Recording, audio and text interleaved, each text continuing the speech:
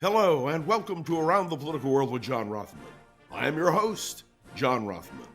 If you're a fan of the show, make sure to hit the follow button on the top right of Apple Podcasts, Spotify, or wherever you are listening at this very moment. When you hit follow, leave a review or share an episode with a friend. It helps other people discover the show, keeps us going, and as I like to remind you each and every day, it expands our base. The Supreme Court ruled on the bump stock question. That is to say, a federal ban instituted during the Trump administration has now been removed. The ruling was a 6-3 majority opinion written by Justice Clarence Thomas, and this is what it found. It found that the Justice Department was wrong to declare the bump stocks transformed semi-automatic rifles into illegal machine guns. Because, Clarence Thomas wrote, each trigger depression in rapid succession still requires only one shot.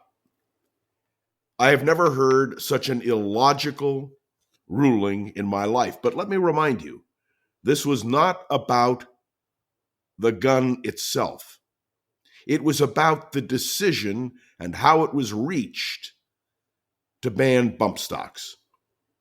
And here we are, right back where we started. And Justice Sotomayor said, if it quacks like a duck and looks like a duck and waddles like a duck, it's a duck. A machine, a gun, using a bump stock, fires off like a machine gun. I listened this weekend to several examples of the impact of a bump stock. Boy, oh boy. When you have a Supreme Court driven by ideology rather than by logic, I think we have a severe problem. I raise this because the Supreme Court is going to be an issue in this presidential campaign. Let me remind you that a 6-3 majority, if Donald Trump is elected president, could easily be transformed if one or two justices leave the court, or if, well, you can imagine, if Joe Biden were reelected and he were to have the opportunity to put 2 or 3 justices on the court, the entire direction would change.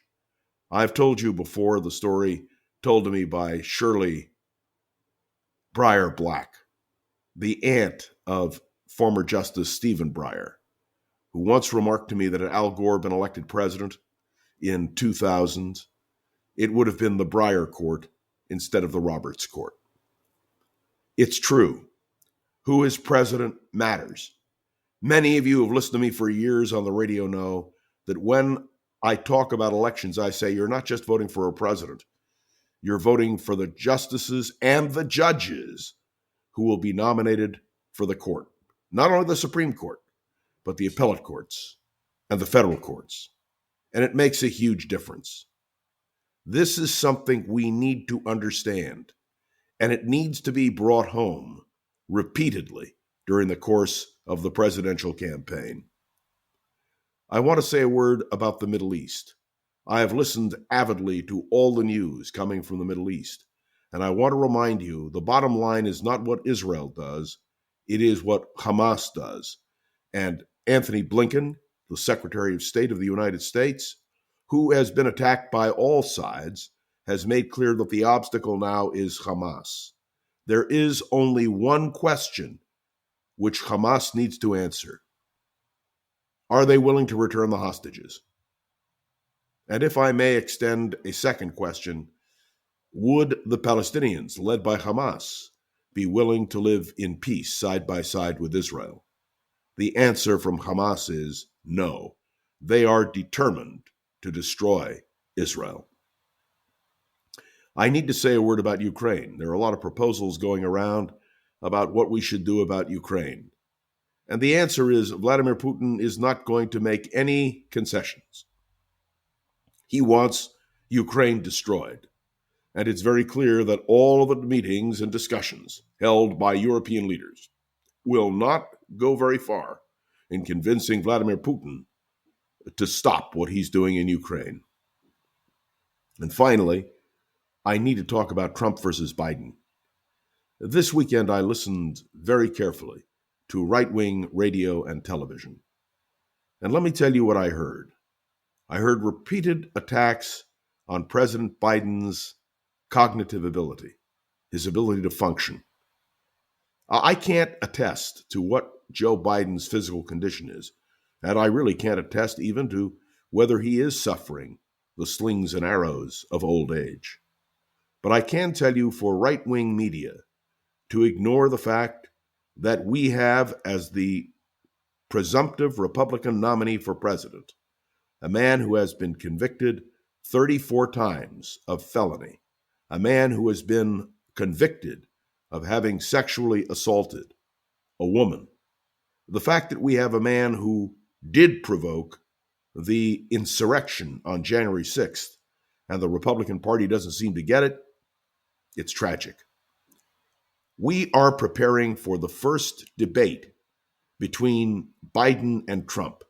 It will take place in just 10 days, and the whole nation will be riveted to two men standing on a stage. I'm going to be watching carefully, as will you, and we will no doubt in the days ahead talk about what it means to prepare for a debate and what it will tell the American people about Biden and Trump. In the meantime, the ad campaigns have begun. The ads by the Democrats blasting Donald Trump as a convicted felon.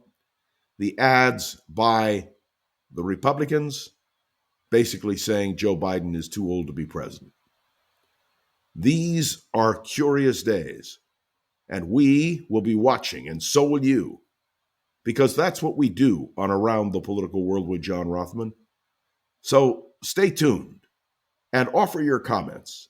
Let me know what you think as we proceed.